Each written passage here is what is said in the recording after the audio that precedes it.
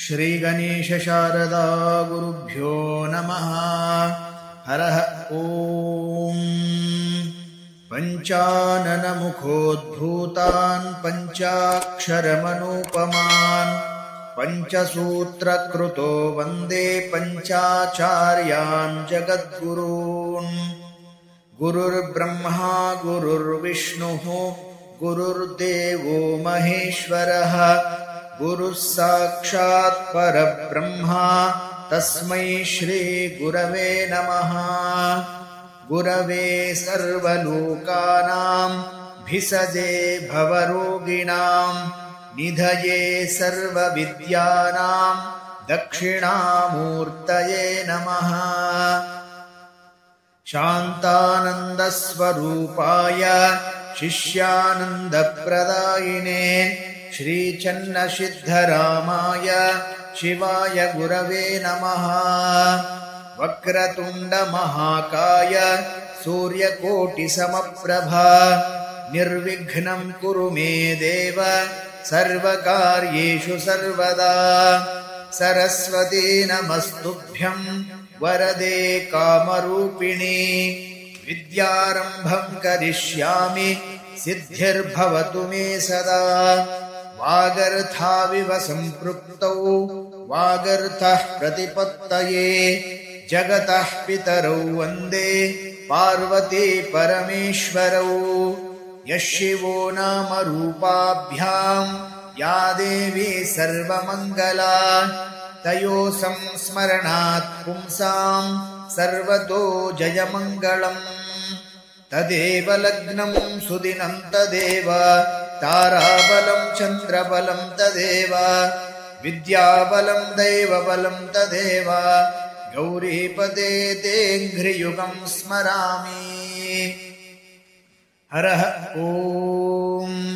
अथ श्रीरुद्रप्रश्नः। नमकम्। अस्य श्रीरुद्रस्य प्रश्नस्य अनुष्टुप्छन्दः अघोरऋषिः सङ्कर्षणमूर्तिस्वरूपो योऽसावादित्यः परमपुरुषः स एष रुद्रो देवता। अग्निक्रतुचरमायामिष्टकायागुं शतरुद्रीयजपाभिषेकयोर्विनियोगः सकलस्य रुद्राध्यायस्य श्रीरुद्रो देवता।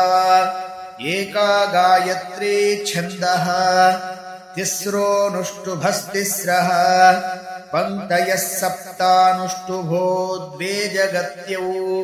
श्रीपरमेष्ठी ऋषिः श्रीपरमेश्वरप्रीत्यर्थे शतरुद्रीयजपेऽभिषेके च विनियोगः। करन्यासः। ॐ अग्निहोत्रात्मने अङ्गुष्टाभ्यां नमः। दर्शपूर्णमासात्मने तर्जनीभ्यां नमः। चातुर्मास्यात्मने मध्यमाभ्यां नमः। निरूढपशुबन्धात्मने अनामिकाभ्यां नमः। ज्योतिष्ठोमात्मने कनिष्ठिकाभ्यां नमः। सर्वक्रत्वात्मने करतलकरपृष्ठाभ्यां नमः। अङ्गन्यासः। अग्निहोत्रात्मने हृदयाय नमः। दर्शपूर्णमासात्मने शिरसे स्वाहा। चातुर्मास्यात्मने शिखायै वषट्। निरूढपशुबन्धात्मने कवचाय हुम्। ज्योतिष्ठोमात्मने नेत्रत्रयाय वौषट्। सर्वक्रत्वात्मने अस्त्राय फट्। ॐ भूर्भुवः सुवरोमिति दिग्बन्धः। ध्यानम्। आपातालनभस्तलान्तभुवनब्रह्माण्डमाविस्फुरत्। ज्योतिस्फाटिकलिङ्गमौलिविलसत्पूर्णेन्दुवान्तामृतैः। अस्तोकाप्लुतमेकवारमनिशं रुद्रानुवाकान् जपन् ध्यायेदीप्सितसिद्धये ध्रुवपदं विप्रोऽभिषिञ्चेच्छिवम् ब्रह्माण्डव्याप्तदेहा भसितहिमरुचा भासमाना भुजङ्गैः कण्ठे कालाः कपर्दा कलितशशिकलाश्चण्डकोदण्डहस्ताः द्रक्षारुद्राक्षभूषा सुललितविभवा शाम्भवा मूर्तिभेदाः रुद्रा श्रीरुद्रसूक्तप्रकटितविभवा नः प्रयच्छन्तु सौख्यम् शुद्धस्फटिकसङ्काशं शुद्धविद्याप्रदायकम् शुद्धं पूर्णचिदानन्दं सदाशिवमहं भजे। हरः ॐ नमो भगवते रुद्राय ॐ नमस्ते रुद्रमन्यव उतोत इषवे नमः नमस्ते अस्तु धन्वने बाहुभ्यामुदते नमः यात इषुः शिवतमा शिवं बभूवते धनुः शिवा शरव्या यातवतयानो रुद्रमृडय याते रुद्रशिवा तनूरघोरा पापकाशिनी तया नस्तनुवाशन्तमया गिरिशन्ताभिचाकसीः यामिषुं गिरिशन्तहस्ते बिभर्षस्तवे शिवां गिरित्रतां कुरु माहि पुंसीः पुरुषं जगत् शिवेन वचसा त्वा गिरिशाच्चावदामसि यथा नः सर्वमिज्जगदयक्ष्मगुं सुमना असत् अध्यवोचदधिवक्ता प्रथमो दैव्योऽभिषक अहेगुंश्च सर्वान् जम्भयन् सर्वाश्च यातु धान्यः असौ यस्ताम्रो अरुण उत बभ्रुः सुमङ्गलः ये चेमागुं रुद्रा अभितो दिक्षु श्रिता सहस्रशो वैशाखुं हेड एमहे असौ यो वसर्पति नीलग्रीवो विलोहितः उतैनं गोपा अदृशन्नदृशन्नुदहार्यः उतैनं विश्वा भूतानि सदृष्टो मृडयातिनः नमो अस्तु नीलग्रीवाय सहस्राक्षाय मीढुषे अथो ये अस्य सत्त्वानो हन्तेभ्यो करं नमः प्रमुञ्च धन्वनस्त्वमुभयोरार्त्नियोर्ज्याम् याश्च ते हस्त इषवः पराता भगवो वप अवतत्यधनुस्त्वगुं सहस्राक्षशते शुधे निशीर्य शल्यानां मुखा शिवो नः सुमना भव विज्यं धनुः कपर्दिनो विशल्यो बाणवागुं उत अनेशन्नस्येषव आभुरस्य निषङ्गथिः याते हेतिर्मीढुष्टमहस्ते बभूवते धनुः तयास्मान् विश्वतस्त्वमयक्ष्मया परिभुज नमस्ते अस्त्वायुधायानातताय धुष्णवे उभाभ्यामुत ते नमो बाहुभ्यां तव धन्वने परिते धन्वनो हेतिरस्मान् वृणक्तु विश्वतः अथो य इषुधिस्तवारे अस्मन्निधेहितम् शम्भवे नमः नमस्ते अस्तु भगवन् विश्वेश्वराय महादेवाय त्र्यम्बकाय त्रिपुरान्तकाय त्रिकाग्निकालाय कालाग्निरुद्राय नीलकण्ठाय मृत्युञ्जयाय सर्वेश्वराय सदाशिवाय श्रीमन्महादेवाय नमः इति प्रथमोऽनुवाकः। नमो हिरण्यबाहवे सेनान्ये दिशां च पतये नमो नमो वृक्षेभ्यो हरिकेशेभ्यः पशूनां पतये नमो नमः सस्पिञ्जराय द्विषीमते पथीनां पतये नमो नमो बब्लुषाय विव्याधिने नानां पतये नमो नमो हरिकेशायोपवीतिने पुष्टानां पतये नमो नमो भवस्य हेत्यै जगतां पतये नमो नमो रुद्राय तताविने क्षेत्राणां पतये नमो नमः सूताय हन्त्याय वनानां पतये नमो नमः रोहिताय स्थपतये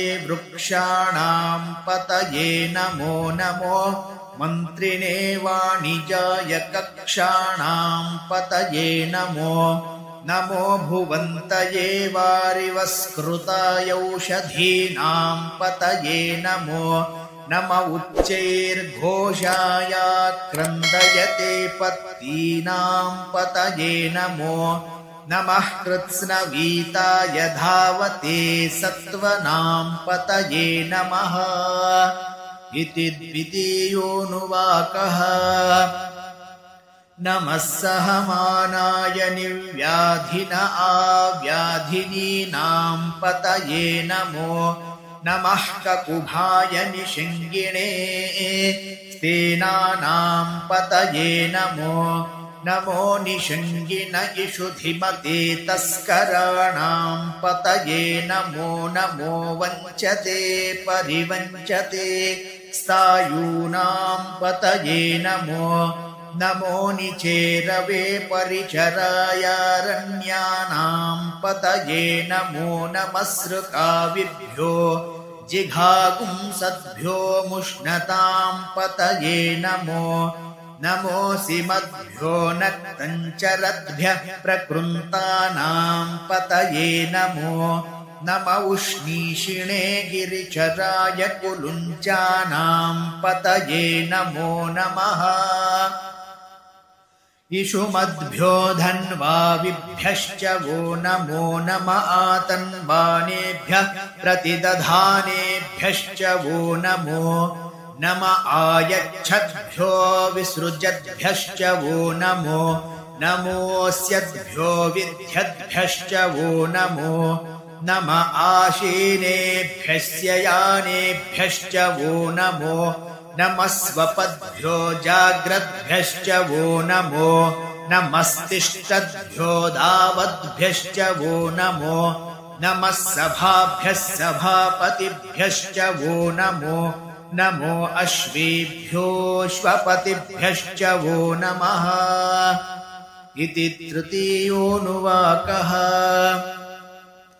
नम आव्याधिनीभ्यो विविद्यन्तेभ्यश्च वो नमो नम उगनाभ्यस्त्रगुंहतेभ्यश्च वो नमो नमो गृत्सेभ्यो गृत्सपतिभ्यश्च वो नमो नमो व्रातेभ्यो व्रातपतिभ्यश्च वो नमो नमो गणेभ्यो गणपतिभ्यश्च वो नमो नमो विरूपेभ्यो विश्वरूपेभ्यश्च वो नमो नमो महद्भ्यः क्षुल्लकेभ्यश्च वो नमो नमो रथिभ्यो रथेभ्यश्च वो नमो नमो रथेभ्यः रथपतिभ्यश्च वो नमो नमः सेनाभ्यः सेनानिभ्यश्च वो नमो नमः क्षत्रुभ्यः सङ्ग्रहीतृभ्यश्च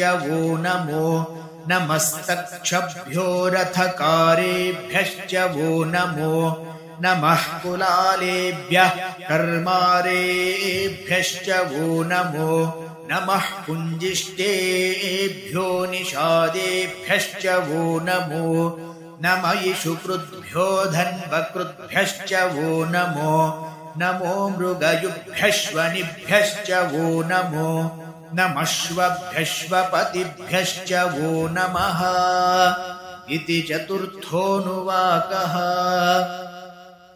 नमो भवाय च रुद्राय च नमः शर्वाय च पशुपतये च नमो नीलग्रीवाय च शितिकण्ठाय च नमः कपर्दिने च व्युक्तकेशाय च नमः सहस्राक्षाय च शतधन्वने च नमो गिरिशाय च शिपिविष्ठाय च नमो मीढुष्टमाय चेषुमते च नमो ह्रस्वाय च वामनाय च नमो बृहते च वर्षीयसे च नमो वृद्धाय च संवृध्वने च नमो अग्र्याय च प्रथमाय च नम आशवे चाजिराय च नमः शीघ्रियाय च शीभ्याय च नमः ऊर्म्याय चावस्वन्याय च नमः स्रोतस्याय च द्वीप्याय च इति पञ्चमोऽनुवाकः।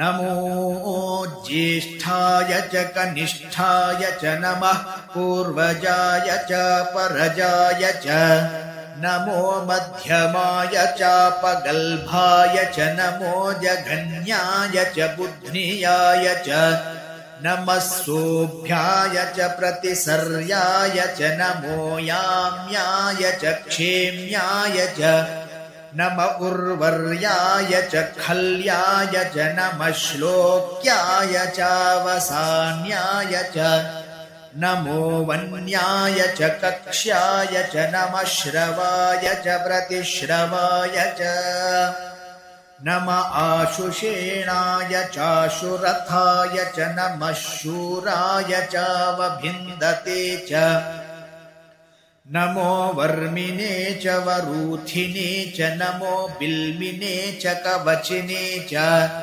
नमः श्रुताय च श्रुतशेनाय च इति षष्ठोऽनुवाकः।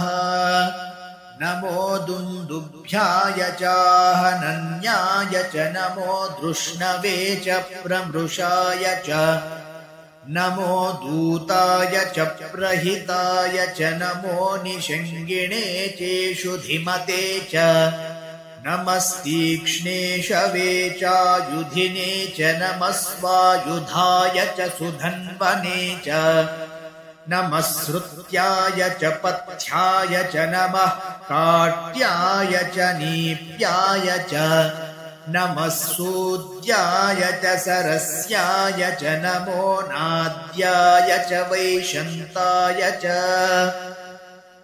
नमः कूप्याय च वर्त्याय च नमो वर्षाय च वर्षाय च नमो मेघ्याय च विद्युत्याय च नम ईद्रियाय च तप्याय च नमो वात्याय च रेश्म्याय च नमो वास्तव्याय च वास्तुपाय च इति सप्तमोऽनुवाकः।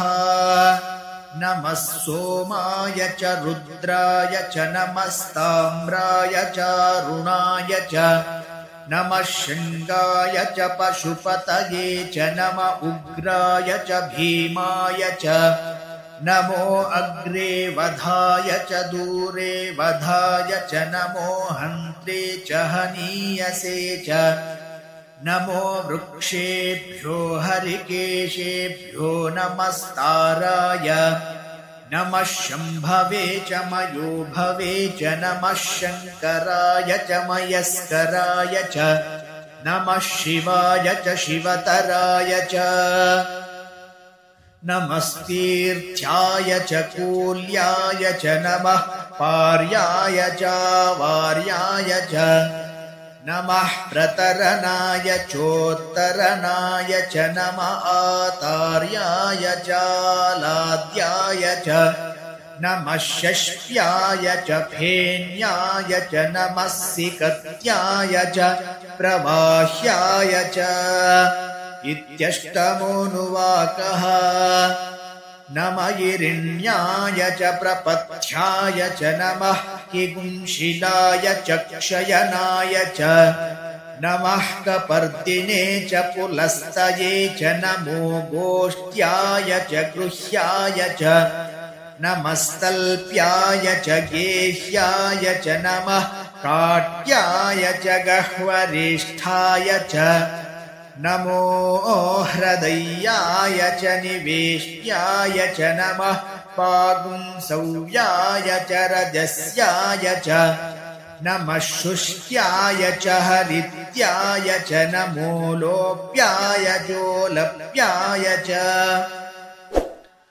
नम ऊर्व्याय च सूर्म्याय च नमः पर्ण्याय च पर्णशद्याय च नमोपगुरमाणाय चाभिघ्नते च नमः आखिदते च प्रखिदते च नमो वह्किरिकेभ्यो देवानागुं हृदयेभ्यो नमो विक्षीणकेभ्यो नमो विचिन्वत्केभ्यो नम आनिर्हतेभ्यो नम आमीवत्केभ्यः इति नवमोऽनुवाकः। द्रापे अन्धसस्पते दरिद्रं नीललोहित येषां पुरुषाणामेषां पशूनामाभेर्मारूमो येषां किञ्चनाममत या ते रुद्रशिवा तनूः शिवा विश्वाः भेषजे शिवा रुद्रस्य भेषजेतया नो मृडजीवसे इमागुं रुद्राय तवसे कपर्दिने क्षयद्वीराय प्रभरामहे मतिम् यथा नस्यमसद्विपदे चतुष्पदे विश्वं पुष्टं ग्रामे अस्मिन् अनातुरम् मृडानो रुद्रो तनोमयस्कृधि क्षयद्वीराय नमसा विधेमते यच्छञ्च योश्च मनुराय जे पिता तदस्यामतव रुद्रप्रणीतौ मानो महान्तमुतमानो अर्भकं मान उक्षन्तमुतमान उक्षितम् मानो वधेः पितरं मोत मातरं प्रियामानस्तनुवो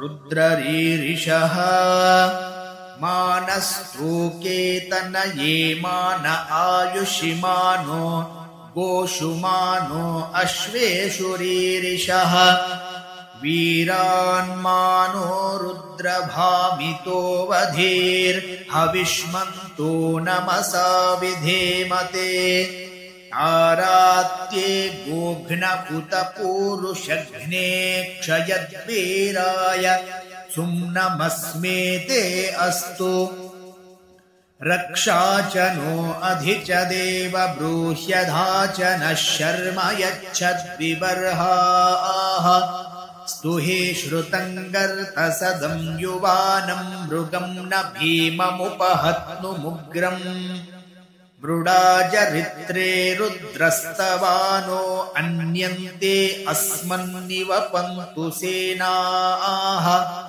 परिणो रुद्रस्य हेतिर्वृणक्तु परित्वेषस्य दुर्मतिरघायुः अवस्थिरा मघवद्भ्यस्तनुष्वमीढ्व स्तोकायतनयाय मृडया मीढुष्टमशिवतमशिवो नः सुमना भव परमे वृक्ष आयुधं निधाय कृत्तिं वसान आचर पिनाकं बिभ्रदागहे विकिरिद विलोहित नमस्ते अस्तु भगवः यास्ते सहस्रगुं हेतयोऽन्यमस्मन्निव पन्तुताः सहस्राणि सहस्रधा बाहुवोस्तव हेतयः तासामीशानो भगवः पराचेनामुखाकृधि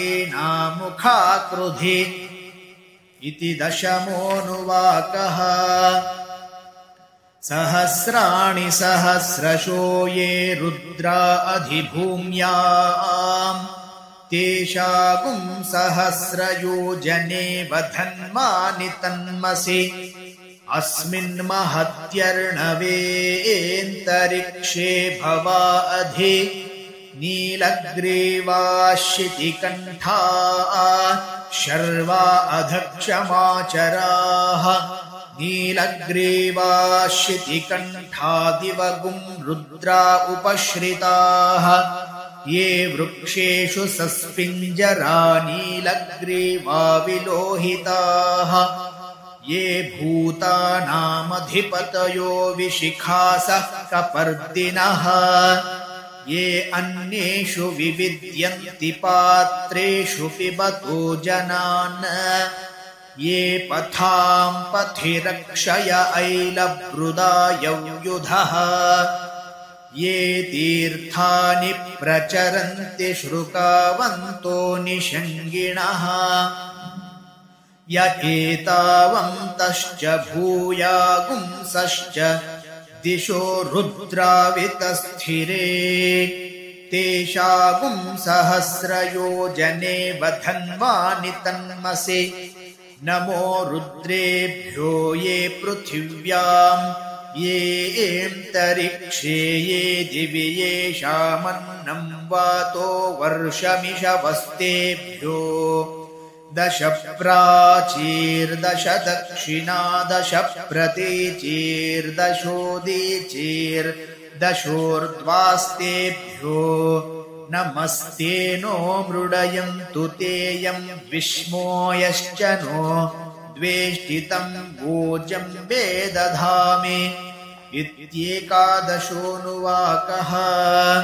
त्र्यम्बकं यजामहे सुगन्धिं पुष्टिवर्धनम् उर्वारुकमिव बन्धनान् मृत्योर्मुक्षीयमामृतात् यो रुद्रो अग्नौ यो अप्सु य ओषधीषु यो रुद्रो विश्वा भुवना विवेश तस्मै रुद्राय नमो अस्तु। ये ते सहस्रमयुतं पाशा मृत्यो मर्त्याय हन्तवे तां यज्ञस्य मायया सर्वानवयजामहे मृत्यवे स्वाहा मृत्यवे स्वाहा। प्राणानां ग्रन्थिरसि रुद्रो मा विशान्तकः तेनान्येनाप्यायस्व। ॐ नमो भगवते रुद्राय शम्भवे मृत्युर्मे पाहि सदाशिवोऽम् अपमृत्युर्नश्यत्वायुर्वर्धताम्। ॐ शान्तिः शान्तिः शान्तिः। चमकम् हरः ॐ अग्ना विष्णु सजोषसे मा वर्धन्तु वाङ्गिरः द्युम्नैर्वाजेभिरागतम् वाजश्च मे प्रसवश्च मे प्रयतिश्च मे प्रशितिश्च मे धीतिश्च मे क्रतुश्च मे स्वरश्च मे श्लोकश्च मे श्रावश्च मे श्रुतिश्च मे ज्योतिश्च मे सुवश्च मे प्राणश्च मे पानः च मे व्यानश्च मे सुश्च मे चित्तञ्च आधीतञ्च मे वाक्च मे मनश्च मे चक्षुश्च मे श्रोत्रञ्च मे दक्षश्च मे बलञ्च ओजश्च मे सहश्च आयुश्च मे जरा च म आत्मा च मे तनुश्च मे शर्म च मे वर्म च मेऽङ्गानि च मे स्थानि च मे परूगुंषि च मे शरीराणि च मे इति प्रथमोऽनुवाकः। ज्येष्ठं च म आधिपत्यं च मे मन्युश्च मे भामश्च मे मश्च मेऽम्भश्च मे जेमा च मे महिमा च मे वरिमा च मे प्रथिमा च मे वर्ष्मा च मे द्राघुया च मे वृद्धं च मे वृद्धिश्च मे सत्यं च मे श्रद्धा च मे जगच्च मे धनं च मे वशश्च मे द्विषिश्च मे क्रीडा च मे मोदश्च मे जातं च मे जनिष्यमानं च मे सूक्तं च मे सुकृतं च मे वित्तं च मे वेद्यं च मे भूतं च मे भविष्यच्च मे सुगं च मे सुपतं च रुद्धं च मरुद्धिश्च मे क्लृप्तं च मे क्लृप्तिश्च मे मतिश्च मे सुमतिश्च मे इति द्वितीयोऽनुवाकः। शञ्च मे मयश्च मे प्रियञ्च मे नुकामश्च मे कामश्च मे सौमनसश्च मे भद्रञ्च मे श्रेयश्च मे वस्यश्च मे यशश्च मे भगश्च मे द्रविणञ्च मे यन्ता च मे धर्ता च मे क्षेमश्च मे धृषिश्च मे विश्वञ्च मे महश्च मे संविच्च मे ज्ञात्रञ्च मे सूश्च मे प्रसूश्च मे सीरञ्च मे लयश्च ऋतञ्च मे मृतञ्च मे यक्ष्मञ्च मे नामयश्च मे जीवातुश्च मे दीर्घायुत्वञ्च मे नमित्रञ्च मे भयञ्च मे सुगञ्च मे शयनञ्च मे सूषा च मे सुदिनञ्च मे इति तृतीयोऽनुवाकः। ऊर्च मे सूनृता च मे पयश्च मे रसश्च मे घृतञ्च मे मधुश्च मे सद्यश्च मे सपीतिश्च मे कृषिश्च मे वृष्टिश्च मे जैत्रञ्च म औद्भिद्यञ्च मे रयिश्च मे रायश्च मे पुष्टञ्च मे पुष्टिश्च मे विभुच मे प्रभुच मे बहुच मे भूयश्च मे पूर्णञ्च मे पूर्णतरञ्च मे क्षितिश्च मे कूयवाश्च मे नञ्च मे क्षुच्च मे व्रीहयश्च मे यवाश्च मे माशाश्च मे तिलाश्च मे मुद्गाश्च मे खल्वाश्च मे गोधूमाश्च मे मसुराश्च मे प्रियङ्गवश्च मेणवश्च मे श्यामाकाश्च मे नीवाराश्च मे इति चतुर्थोऽनुवाकः। अश्मा च मे मृत्तिका च मे गिरयश्च मे पर्वताश्च मे शिखताश्च मे वनस्पतयश्च मे हिरण्यञ्च मे यश्च मे सीसञ्च मे त्रपुश्च मे श्यामञ्च मे लोहञ्च मेऽग्निश्च आपश्च मे विरुधश्च ओषधयश्च मे कृष्टपच्यञ्च मे कृष्टपच्यञ्च मे ग्राम्याश्च मे पशव आरण्याश्च यज्ञेन कल्पन्ताम् वित्तञ्च मे वित्तिश्च मे भूतञ्च मे भूतिश्च मे वसु च मे वसतिश्च मे कर्म च मे शक्तिश्च मेऽर्थश्च येमश्च इतिश्च मे गतिश्च मे इति पञ्चमोऽनुवाकः।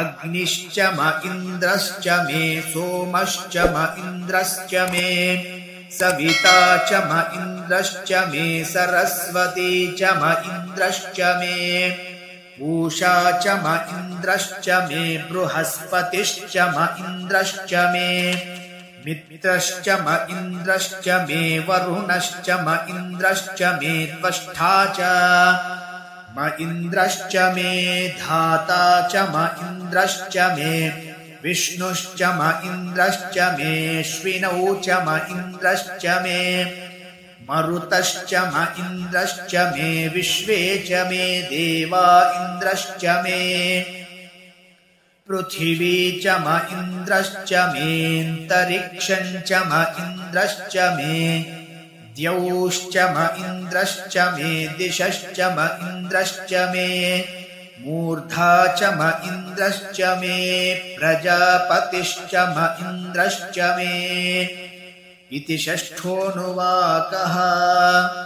अगुंशुश्च मे रश्मिश्च मेधाभ्यश्च मेधिपतिश्च म उपागुंशुश्च मेऽन्तर्यामश्च म ऐन्द्रवायवश्च मे मैत्रावरुणश्च म आश्विनश्च मे प्रतिप्रस्थानश्च मे शुक्रश्च मे मन्थी च म आग्रयणश्च मे वैश्वदेवश्च मे ध्रुवश्च मे वैश्वानरश्च म ऋतुग्रहाश्च मेतिग्राह्याश्च म ऐन्द्राग्नश्च मे वैश्वदेवश्च मे मरुत्वतीयाश्च मे माहेन्द्रश्च म आदित्यश्च मे सावित्रश्च मे सारस्वतश्च मे पौष्णश्च मे पात्नीवतश्च मे हारियोजनश्च मे इति सप्तमोऽनुवाकः।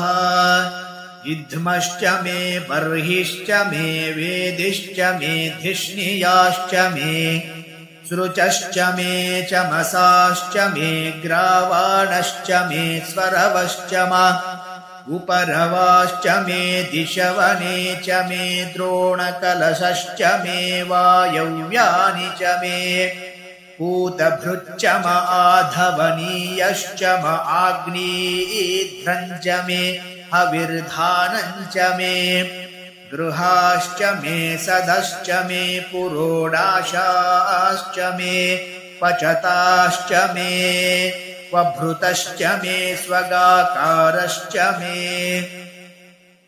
इत्यष्टमोऽनुवाकः।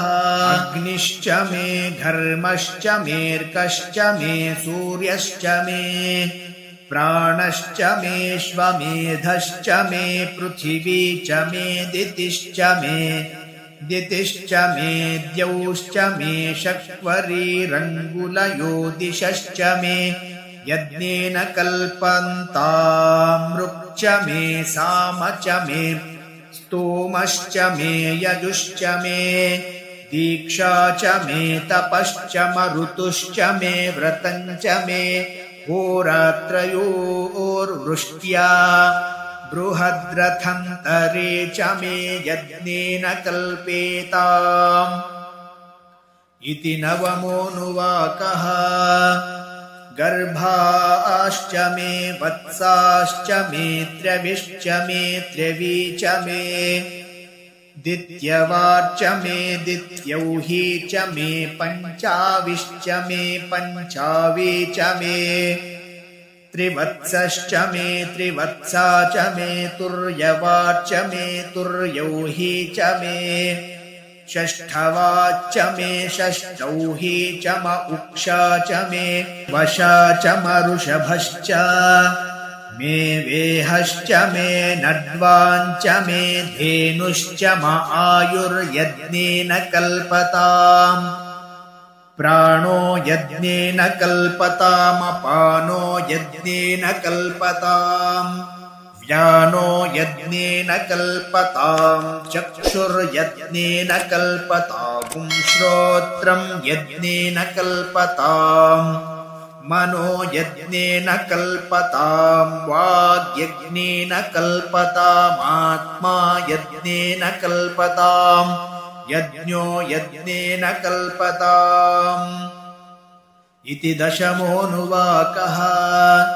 एका च मे तिस्रश्च मे पञ्च च मे सप्त च मे नव च म एकादश च मे त्रयोदश च मे पञ्चदश च मे नवदश च म एकविंशतिश्च मे त्रयोविंशतिश्च मे पञ्चविंशतिश्च मे सप्तविंशतिश्च मे नवविंशतिश्च म एकत्रिंशच्च मे त्रयस्त्रिंशच्च मे चतस्रश्च मेऽष्टौ च मे द्वादश च मे षोडश च मे विंशतिश्च मे चतुर्विंशतिश्च मेऽष्टाविंशतिश्च मे द्वात्रिंशच्च मे षट्त्रिंशच्च मे चत्वारिंशच्च मे चतुश्चत्वारिंशच्च मेऽष्टाचत्वारिंशच्च मे